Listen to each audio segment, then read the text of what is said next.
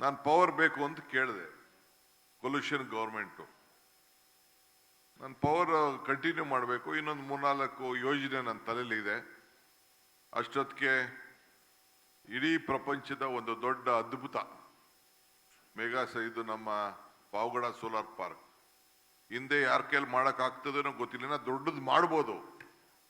ಆದರೆ 1 ಎಕರೆ ಜಮೀನನ್ನು ಕೂಡ ಖರೀದಿ ಮಾಡದೆ ರೈತನ್ನು ಬಾಗಿ ಮಾಡಿಕೊಂಡು, ಅವತ್ತು ಕಾಲದಲ್ಲಿ ಕೇವಲ 40,000 ರೂಪಾಯಿ ಎಕರೆ ಇತ್ತಲ್ಲಿ ಪಾವಗಡದಲ್ಲಿ.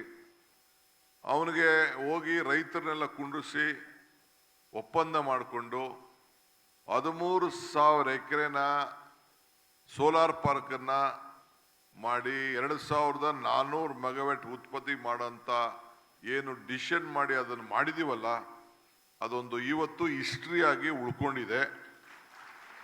ಮುಂದೆ ದೊಡ್ಡದಾಗ್ಬೋದು. ಈಗ ಬೇರೆ ಬೇರೆ ರಾಜಸ್ಥಾನ, ಬೇರೆ ಬೇರೆ ರಾಜ್ಯದಲ್ಲೆಲ್ಲ ಇನ್ನೂ ದೊಡ್ಡದು ಮಾಡಲಿಕ್ಕೆಲ್ಲ ಹೊರಟಿದ್ದಾರೆ, ಆಗ್ಬೋದು. ಆದರೆ ಯಾವ ಜಮೀನನ್ನು ಪರ್ಚೇಸ್ ಮಾಡಿದೆ, ಅಕ್ವಿಷನ್ ಮಾಡಿದೆ, ರೈತನಿಗೂ ಕೂಡ ಪ್ರತಿ ತಿಂಗಳಿಗೂ ಅವನ ವರ್ಷಕ್ಕೆ ಅವನಿಗೆ ಹೋಗ್ಕೊಂಡು ತೆಗೆದುಕೊಂಡಂತ ತೀರ್ಮಾನ ಇದೆಯಲ್ಲ, ಇದು ಇತಿಹಾಸ ಪುಟಕ್ಕೆ ಹೋಗ್ತದೆ.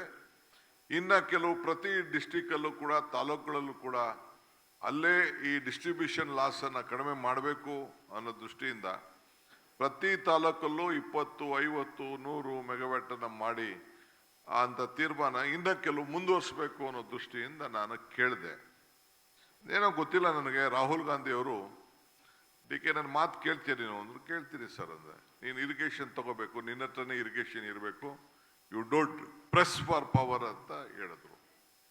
ಇದ್ರು ಸಿದ್ದರಾಮಯ್ಯನವರು ಇದ್ರು, ರಾಹುಲ್ ಗಾಂಧಿನೂ ಇದ್ರು, ಪರಮೇಶ್ವರ್ ಇದ್ರು. ಅವತ್ತೊಂದು ದಿನ ನಮ್ಮ ವೇಣುಗೋಪಾಲ್ ಅವರು ಇದ್ರು, ಅವ್ರು ಇನ್ಚಾರ್ಜ್ ಇದ್ರು. ಆಯ್ತು, ನೀವೇನು ಹೇಳಿದ್ರು ನಾನು ಒಪ್ಕೊಳ್ತೀನಿ ಅಂತೇಳಿ ಈ ಇರಿಗೇಷನ್ ಜವಾಬ್ದಾರಿಯನ್ನ ನನ್ನ ಪಾಲಿಗೆ ಕುಮಾರಸ್ವಾಮಿ ಕಾಲದಲ್ಲಿ ನನಗೆ ಬಂತು.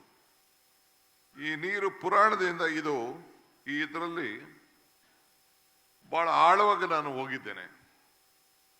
ಯಾಕೆ ನನಗೆ ಇತಿಹಾಸ ಪುಟದಲ್ಲಿ ಇತಿಹಾಸಕ್ಕೆ ಏನಾದ್ರು ಜವಾಬ್ದಾರಿ ತೆಗೆದುಕೊಂಡ್ರೆ ಒಂದು ಹಿಸ್ಟ್ರಿ ಕ್ರಿಯೇಟ್ ಮಾಡಬೇಕು, ನಂದೇ ಒಂದು ಪ್ರಯತ್ನ ಮಾಡಬೇಕು. ನಾನು ಮಾಡ್ತೀನೋ ಬಿಡ್ತೀನೋ ಅದು ಬೇರೆ ವಿಚಾರ. ನಾವು ನಮ್ಮ ಹೆಸರು ಉಳಿಬೇಕು, ನಾವು ಮಾಡಿದಂಥ ಕೆಲಸಗಳೆಲ್ಲ ಉಳಿಬೇಕು ಅನ್ನೋದು ನನ್ನ ಆಸೆ. ಸೊ ಈ ಪುಸ್ತಕದಲ್ಲಿ ಬಹಳ ವಿಚಾರಗಳನ್ನು ಬರೆದಿದ್ದೇನೆ.